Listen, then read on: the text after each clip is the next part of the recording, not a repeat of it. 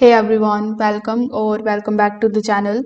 In today's video, I will show you exactly how to get bone stars in Inazuma 11 Victory Road and how to use them properly. So bone stars are one of the most important currencies in the game, especially for building a stronger team.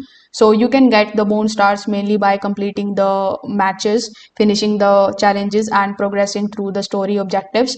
So every time you win a match with a good performance, like scoring multiple goals or maintaining the possessions, you earn more stars.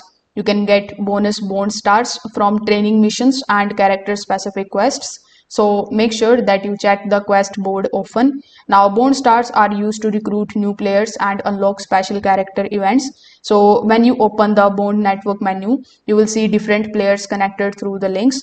Now each link requires a certain number of bone stars to activate. Once activated, the players become available for recruitment or gains new abilities.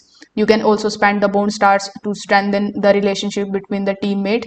So better bonds improve the combo moves, team's chemistry and special techniques, which makes your overall squad perform way better during the matches. So this is how you can get and use the bone stars in Inazuma 11 Victory Road.